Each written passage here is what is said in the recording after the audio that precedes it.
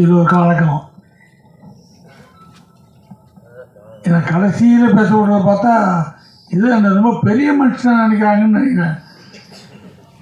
வந்ததுலேயே முதல் ஆள் நான் தான் ஒளிஞ்சு நான் அந்த பக்கம் உட்காந்துருந்தேன். இப்போ கடைசியாக என்னை விட்டுருக்காங்க. இதுக்கு தான் முதல்லே வரக்கூடாது. முதல்ல வந்தது கடைசியாக நான் இருக்கிறது எல்லாமே ஜேஎஸ்கே மேலே நான் வச்சுருக்க அன்பு பாசம் நட்பு தான்.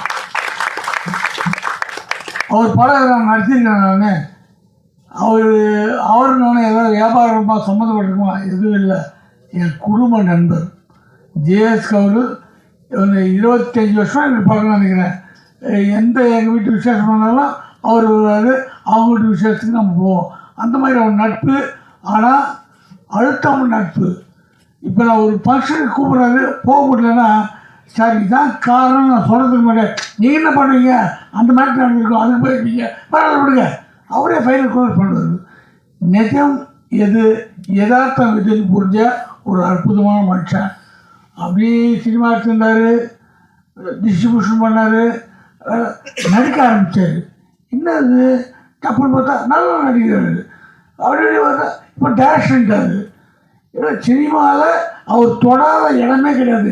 டிஸ்ட்ரிபியூஷன்லேருந்து எல்லாம் சினிமாவை அக்கு வேறு ஆணி வேறு தெரிஞ்சு வச்சுட்டு இன்றைக்கி சினிமாவை டைரக்ட் பண்ணி வந்து நடிச்சு வந்திருக்காரு. இவர் எந்த அளவுக்கு சினிமாவை கரைச்சி குடிச்சிருக்காருன்றதுக்கு இங்கே பின்னாடி இருக்கிற கட் அவுட்டே உதாரணம். ஏன்னா அவர் தான் ப்ரொடியூசரு, அவர் தான் டைரக்டரு, அவர் தான் கம்பெனி. அவர் போட்டோவை எவ்வளோ பெருசு வச்சுருக்கலாம், போட்டோவே காணும். இதுலேருந்து தெரிஞ்ச அனுபவம். நம்ம போட்டோவை இப்போவே பெருசாக வச்சா மற்றவங்களுக்கு சார் போட்டோ இப்போயே பெருசாக வைக்கிறாரு, அப்புறம் பெருசு பண்ணிட்டு நம்மளை தூக்கிடுவார். இதெல்லாம் வரும். உள்ள மனசு சைட்டாக ஓடும். நம்ம இப்போ தான் பெருசு வச்சோம், அடுத்து கட் அவுட் வச்சுருவோம். இப்படி நம்ம மேலே ஆசை வரும்னு அதுவே கிடையாது. ஜேஎஸ்கே எங்கே இருக்கிறது தேடுறாங்களெல்லாம் கணு தேட வச்சதில்ல. முதல்ல விளம்பர பிரியர் இல்லைன்றதை தெரியப்படுத்தல. அதுவே ஒரு ஆரோக்கியமான விஷயம். அவர் எனக்கு நிறைய அட்வைஸ் பண்ணியிருக்காரு, நிறைய விஷயம் கேட்டுவார். இது எப்படி அது எப்படின்லாம். எல்லாத்துக்குமே ஒரு சிறந்த குடும்பஸ்தன். எனக்கு அவர்கிட்ட பிடிச்சதே தான். அவர் நம்மளாம் மொபைல் ஃபோனில் அந்த பாட்டு இந்த பாட்டு நமக்கு பிடிச்ச பாட்டு தான் வச்சுப்போம். அவர் ஃபோன் ஆன் பண்ணால் அவர் பொண்ணு சின்ன வயசில் பாடின ஒரு அற்புதமான ஒரு ராகம் அதான் வச்சுருப்பார். எப்போ பார்த்தாலும் தான் பொண்ணு பாடின அந்த குரலை கேட்கணும்னு ஆசைப்படுற ஒரு அற்புதமான தகப்பன். அதான் இந்த படம் முதல்ல எனக்கு காமிச்சார், பார்த்தேன். ஆளாளுக்கு ஒரு கருத்து. உங்கள் கருத்து நான் வீட்டுக்கு போய் சொல்கிறேன் போனேன். ஆனால் யோசிச்ச படம் தெரியுது எவ்வளோ உஷாரான ஆளுண்டு. டைரக்ட் பண்ணும்போது இந்த படத்தை எவ்வளோ நேக்காக பண்ணணுமோ அவ்வளோ நேக்காக பண்ணிக்கிறாரு. இப்போ கேட்டேன், சார் இந்த கதையை நீங்கள் எல்லார்ட்டையும் சொன்னீங்களா? கூட ஆக்ட் பண்ண எல்லா ஆர்டிஸ்ட்டும் அவங்க என்ன சொல்லியிருப்பாங்க, நான் இப்படி நடிக்க மாட்டேன் அப்படி நடிக்க மாட்டேன். எல்லார்ட்டையும் நான் சொன்னேன், உங்கள் சீன் உங்கள் கேரக்டர்னா மொத்தம் இதான். அதுதான் ஒரு நல்ல தெளிவான டைரக்டருடைய குணம். உங்களை வச்சு நான் இதான் எடுக்க போகிறேன்னு தெளிவாக சொல்லிடணும். அங்கே போய் ஸ்பாட்டில் போயிட்டு நீங்கள் முந்தானே எடுத்துருக்கேன் சீனரை டக்கு இப்படி பண்ணுங்க அப்படி பண்ணால் ஐயோ நான் நடிக்க மாட்டேங்க திடீர்னு சொன்னார்ல, அங்கே போய் டார்ச்சர் பண்ணுறது. இதெல்லாம் நம்ம சினிமாவில் பார்க்குறோம். கரெக்டான டைரக்டருங்க, நல்ல அனுபவமான டைரக்டருங்க முதல்ல சொல்லுவாங்க, இது கதையில் தேவைப்படுதுன்னா உங்களுக்கு ஐடியா இருக்கா, விருப்பம் இருக்கா, இல்லைன்னா நான் கதையை மாற்றிடுறேன், ஒரு சீனை மாற்றிடுறேன்ட்டு. அதனால் தெளிவாக சொல்லியிருக்காரு. என்ன சொல்கிறேன்னா, எனக்கு எங்கே ஒரு படம் விஜயகாந்த் சார் ப்ரொடியூசரு, அவர் ஆக்ட் பண்ண படம். அதுக்கு முன்னாடி கதை வேறு ஒரு சொன்னாங்க. அப்போ வேறு ப்ரொடக்ஷனு, அப்போது ஒரு சம்பளம் வச்சாங்க. அதுக்கப்புறம் விஜயகாந்த் சார் பேசுகிறது. பேசும்போது சம்பளம் நீங்கள் சொல்லுங்கள் சார், ஒரு சம்பளம் சொல்லிட்டாரு. ஓகே சார், ஓகே டக்குன்னு ஓகேன்றீங்க சார். நீங்கள் ஃபோனில் பேசுகிறீங்க, இதான் சம்பளம்ன்றீங்க, உங்கள்கிட்ட போய் பேசுகிறேன் சார், அது தப்பு சார், சந்தோஷமாக சொல்கிறேன், இந்த சம்பளம் ஓகேட்டேன். அவர் ஹாப்பின்ட்டு வர மாட்டார். ஒரு 10 நிமிஷம் அப்படி ஃபோன், ஐயோ வேறு ஏதோ குழப்பிட்டாங்க பொழுது ஏதோ கை வைக்க போகிறாங்க. அது பார்த்தா மறுபடியும் சாரே பேசுகிறாரு. அது சார் சொல்ல மாட்டேன், அந்த படத்தில் ரீமேக் அது மலையாளத்துலேருந்து இருக்கிறாங்க, உங்களுக்கு பேண்ட்டை கழட்டுற ஒரு சீன் வருது, அது உங்களுக்கு சொன்னாங்களா, உங்களுக்கு ஒன்றும் ஆட்சேபம் இல்லையா? சார் 2000 கழிச்சாங்க பரவாயில்ல, ஜனங்க சிரிக்கணும், அதான் முக்கியம், நமக்கு இதெல்லாம் கிடையாது சார். நல்லா சொன்னாலாம் கேட்டேன், அதுக்கு தான் ஓகே தானே, ஒன்றும் பிரச்சனை இல்லை. எதுக்கு சொல்கிறேன்னா, ஒரு கை தேர்ந்த சினிமா கலைஞர் அதான் கேட்பாங்க.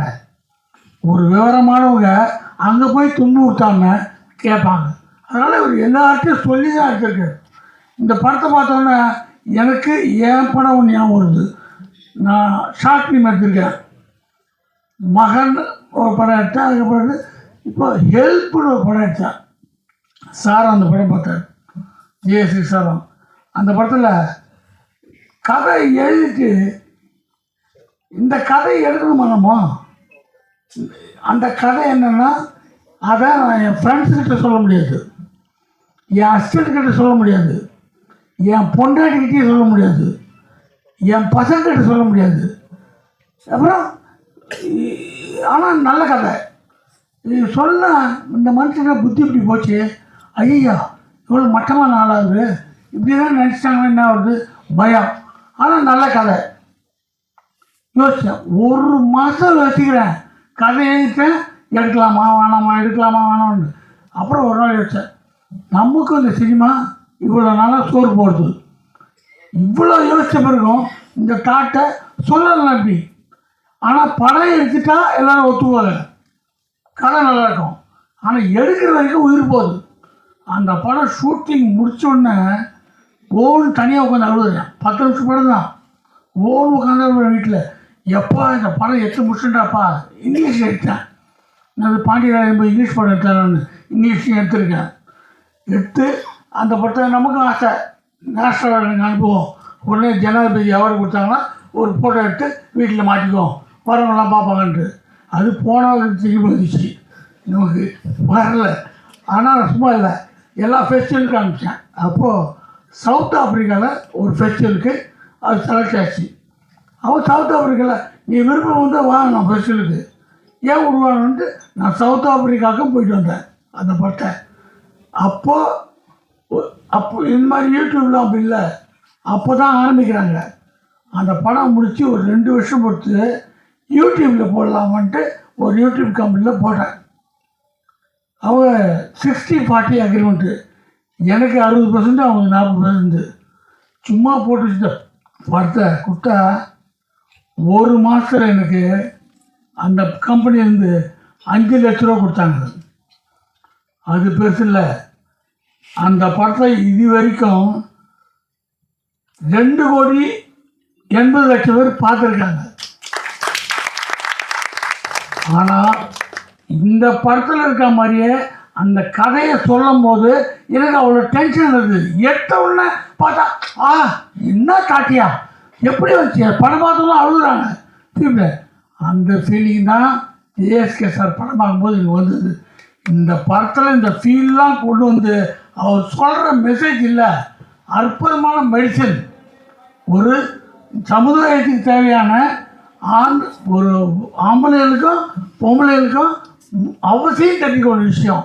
இதை தேன் தடவி கொடுத்தா தான் போய் சேரும். அழகாக இதை எங்கேயோ கொண்டு போகிறாரு, எப்படின்னு பார்த்தா கடைசியில் கொண்டு அற்புதம் முடிஞ்சது. எல்லாம் சொன்னாங்க தியேட்ரிக்கல்லி பயங்கர வசூல் ஆகுன்ட்டு. அது உதட்டளவு இல்லை, உள்ளத்தால் உணர்ந்து எல்லோரும் சொல்கிறாங்க. ஏன்னா அவர் தொட்டது எதுவுமே மிஸ் ஆனதில்லை. இதை அவர் ஒன்றும் தப்பான படம் நோக்குக்க அவர் போல முதல்ல அந்த ஹைலைட்டை பிடிச்சாரு, கிளைமேக்ஸ் என்னன்னு பிடிச்சாரு. இதை நோக்கி தான் கதை போகுதுன்னு அதுக்கு இந்த படம் திகட்டாமல் போகிறதுக்காக அங்கங்கே தேன் தரணும் அழகாக கொண்டு போயிருக்காரு. இந்த மாதிரி ஆட்கள், இந்த மாதிரி துணிச்சல் எல்லாருக்கும் வரணும். அது இங்கே வரவங்க எத்தனை பேருமே நான் படம் பார்க்கல ஆனால் பிடிச்சிருக்கின்றாங்க. கொஞ்சம் பார்த்ததுலேயே ஒரு கமிட்டி வருது. இந்த மாதிரி படங்கள் ஓட ஓட ஏஎஸ்கே மாதிரி ஆயிரக்கணக்கான டேரக்டர்ஸ் தமிழில் உருவாகிட்டே இருப்பாங்க. ஏன்னா இன்ட்ரெஸ்டிங்கான விஷயம், ஜனங்களுக்கு தேவையான ஒரு விஷயத்த மருந்து தடவி கொடுக்கும்போது கண்டிப்பாக ஓடும். அவருக்கு எல்லாத்துலேயும் அனுபவம், படத்தை எப்படி ரிலீஸ் பண்ணணும், எந்த தேட்டரில் ரிலீஸ் பண்ணணும், எல்லா அனுபவத்தையும் அனுபவ கொள்வதெல்லாம் மொத்தமாக போட்டு ரிலீஸ் பண்ண போகிறாரு. நீங்கள் வாழ்த்துங்க, இந்த படம் வெற்றி அடையும். நன்றி, வணக்கம்.